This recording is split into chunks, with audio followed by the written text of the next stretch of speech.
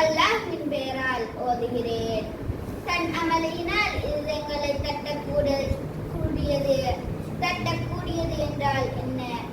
நபியே, தட்டக்கூடியது என்னவென்று உமக்கு அறிவித்தது எது? සීමිත කරුණාවන්ත වූද අපරිමිත දයාන්විත වූද අල්ලාහ්ගේ නාමයෙන් ආරම්භ කරමි.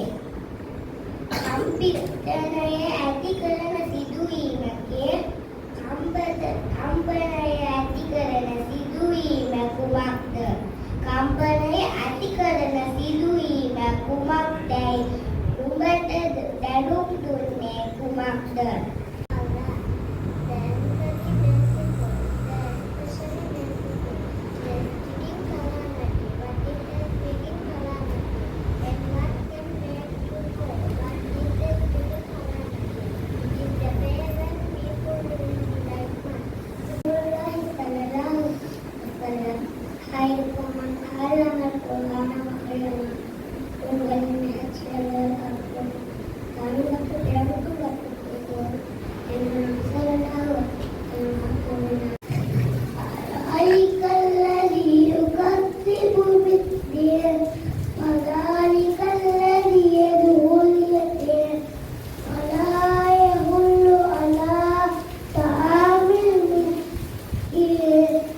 Alifun ba ta'un sa jimun ha'un ha'unda lalun ra ta'un si sadun lad ta'un ainun fa kafin lamun mim nunun ha wawun ya hadi huruful hijah. தூங்கும்போது அல்லாஹும்ம பிஸ்மிக அமூத்து வஅஹ்யா. சாப்பிடும்போது பிஸ்மி சொல்ல மறந்தார். பிஸ்மில்லாஹி அவ்வளவு ஆயிரம். அல் குர்ஆனில் உள்ள சூறாக்களின் எண்ணிக்கை 114 ஆகும். நபி ஈசா அலைஹிஸ்ஸலாம் அவர்களே ஈமான் கொண்டோரை அல் ஹவாரியூன் என அழைக்கப்படும். நபி முஹம்மது ஸல்லல்லாஹு அலைஹி வஸல்லம் அவர்களின் தாயார் மரணித்த இடம் அப்வா. மறுமை நாளில் முதலில் ஆடை அணிவிக்கப்படுபவர் நபி இப்ராஹிம் அலைஹிஸ்ஸலாம்.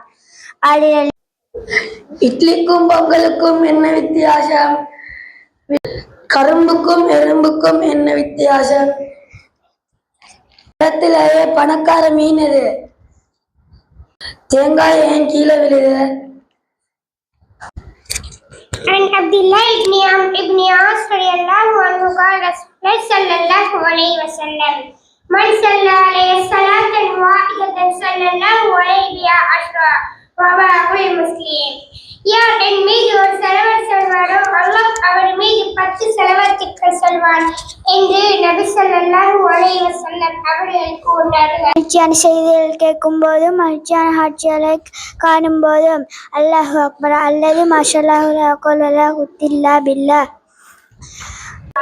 அல்லாஹ் நமக்கு அழகிய அருட்கொடையாகும். அது நம் வாழ்வின் ஒவ்வொரு அர்த்தத்திலும் வழிகாட்டக்கூடியதாகும். அல் குர்ஆன் அல்லாஹ் தன் அடியார்களுக்கு வழங்கிய இறைவேதமாகும். அது மனித குலத்தின் அற்புதமாகும். அல் குர்ஆனின் ஒவ்வொரு எழுத்து சொல்லும் மகத்தான அர்த்தங்களை கொண்டதாகும். குர்ஆனை நானும் கற்று பிறருக்கு கற்றுக் கொடுப்பவனே முகமது கூறியுள்ளார்கள். பார்ப்பவர் நேயத்தை தன்னியத்துடன் வருவர்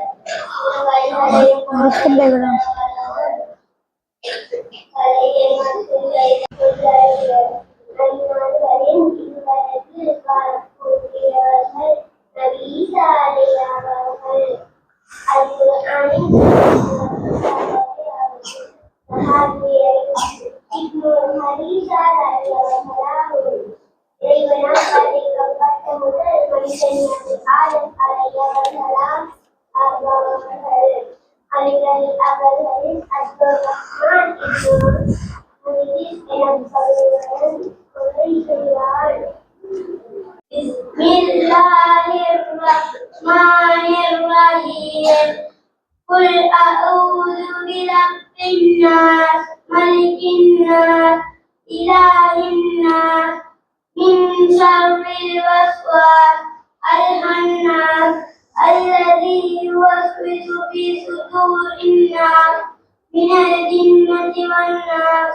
நீரேதான் கருப்புகள் மாடல் நீரேதான் காண்பதுதானா தீர வலியதுவே கண்களிழந்திட நீரேதான் கருப்புகள் மாடல் நீரேதான் உண்மை காண்பதுதானா தீர வலியதுவே அண்ணாடலே உண்மையில் ஒரு தீரம் ஒன்று அழிந்திடவே என்னவே நான் துறந்திடவே நீரே கதியாவே தனிமையிலே நான் இருக்கையிலே உன் நினைவில் வருவது மதுவே அகமும் புறமும் உணர்ந்திடவே ஈடும் எழுந்து என்னாவே இல்லை நீரே சுவனம் என்றும் நீரே நிம்மதி என்றும் அது நீரே ஆத்து தீர வழியதுவே தங்கள் இரண்டிலும் நீரே நான் கருப்புகளா நீரேதான் உண்மை காண்பதுதான் நாம் தீர வழியதுவே தகுதியும் காவது தகுதிடவே காதல் மீறி தனிமை தனிதிலுமோ முழுமதி உமை காண்பதுவே என்கிறதே அனுமதி வருகிறது கல்லா இருந்த குருசியரும் இவராகமா இதே பாடிதே இறுதி தூதரின் வழி தேடியே இளமை முதுமையாய் மாறி போகுதே காட்சி கண்டியே காணவில்லையே குழந்தையர்கள் நோக்கத்தாய் நமது நாடியே பாடு நோக்க நபி அவரை காணவே இன்பராகமா இதை பாடுதே வழி தேடியே இளமை முதுமையாய் மாறி போகுதே காட்சி கண்டிலே காணவில்லையே கரைப்பில் சிறப்பிலோ ஏழ்மை செழிப்பிலோ ஒருவர் மறுவரால் தாழ்ந்திட முடியுமோ கரைப்பில் சிறப்பிலோ ஏழ்மை செழிப்பிலோ ஒருவர் மறுவரால் தாழ்ந்திட முடியுமா எதிரல்ல இது பொருத்தம் எஞ்சி வாழ்வது சிறப்பும்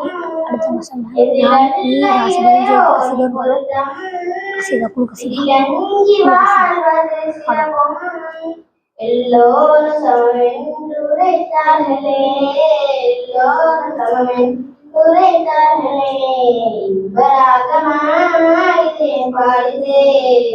அஸ்ஸலாமு அலைக்கும் வரஹ்மத்துல்லாஹி வபரகாத்துஹு.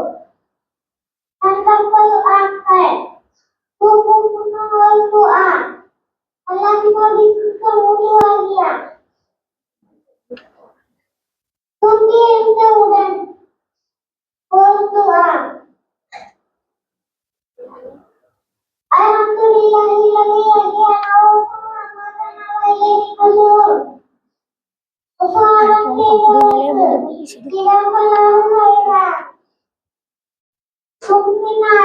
Alhamdulillah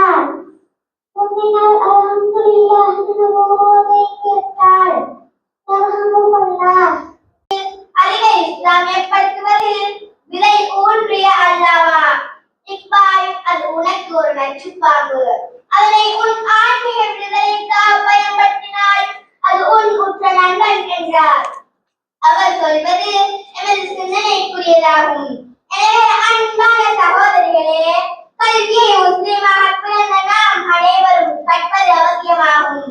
இன்னும் இக்கல்வியானது சுவனத்துக்கு செல்லும் பாதையை இலகுபடுத்தும் ஓர் சாதனமாக கல்வியை குறிப்பிட்டுள்ளார்.